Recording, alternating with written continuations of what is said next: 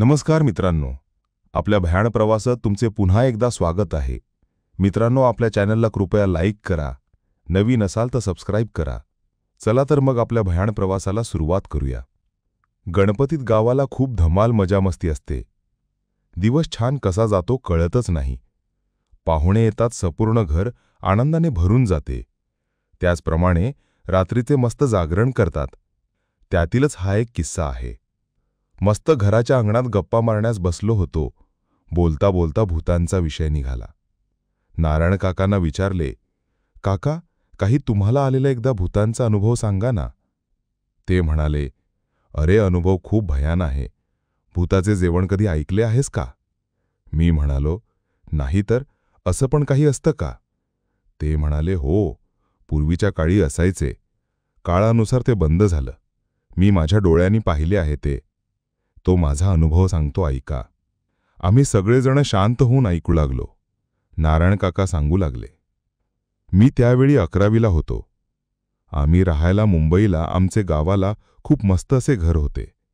माझ्या आजोबांनी त्या काळी एक माडीचे कौलारू असे मस्त घर बांधलेले होते. वरचा माळा मोकळा आणि मस्त रिकामा होता.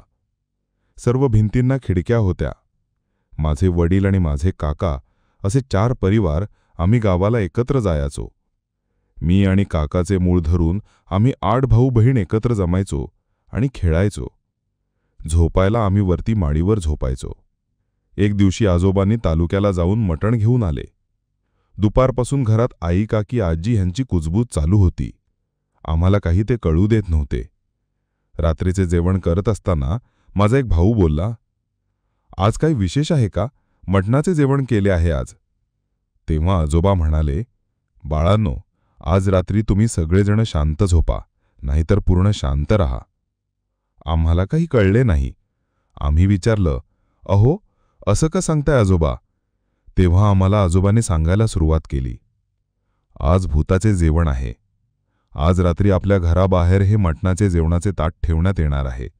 त्यामुळे रात्री कसला आवाज आला तरी काही बोलू नका आणि कोणताही आवाज करू नका. शांत रहा, कारण ती वेळ खूप भयान आहे. या गोष्टीवर माझा काही विश्वास नव्हता.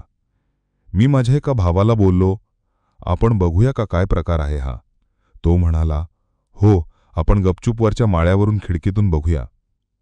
साधारण 10:30 वाजले होते. त्या रात्री गावात पूर्ण शुकशुकाट झाला होता. वातावरण एक विचित्रपणा जाणवू लागला होता.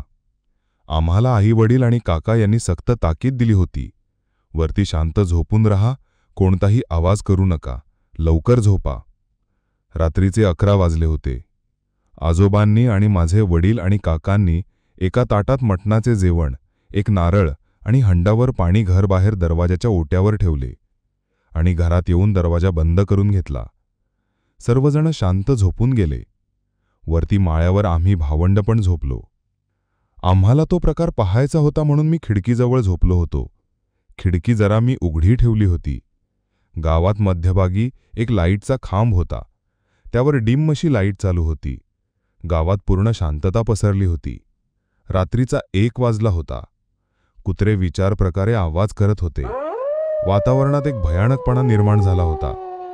त्यावेळेस एकटा माणूस बाहेर जाऊच शकत नव्हता, असं वातावरण झाले होते. माझ्या बरोबरचे भावंडा झोपले होते.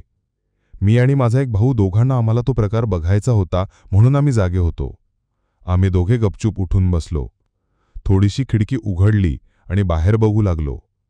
बाहेरचे वातावरण बघून कुत्र्यांचा तो विचित्र आवाज ऐकून भावाला भीती वाटू लागली.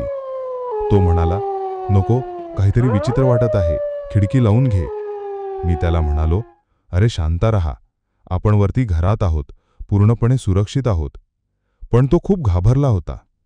तो घाबरून अंगावर चादर घेऊन झोपून गेला.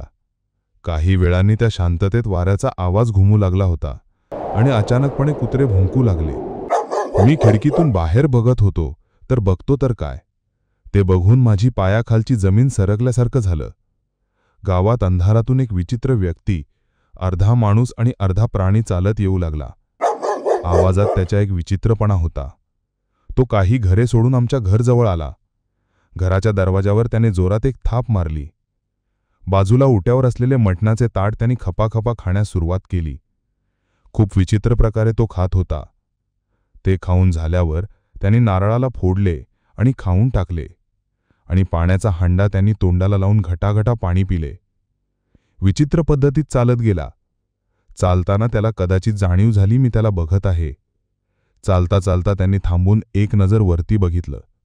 मी लगेच लपलो आणि थोड्या वेळाने तो निघून गेला. कुत्रे भुंकतच होते. सकाळी घरात सर्वजण छान जमले होते.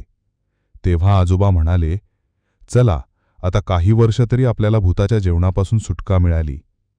तो एक भाऊ माझ्याकडे बघू लागला. दुपारी त्याला मी सगळा प्रकार सांगितला. ते ऐकून तो एकदम शांतच झाला. एवढे सांगून नारायण काका गोष्ट सांगायचे थांबले आणि आम्ही सुद्धा एकदम शांत झालो. आणि अचानक एक कुत्रा विचित्र प्रकारे ओरडू लागला.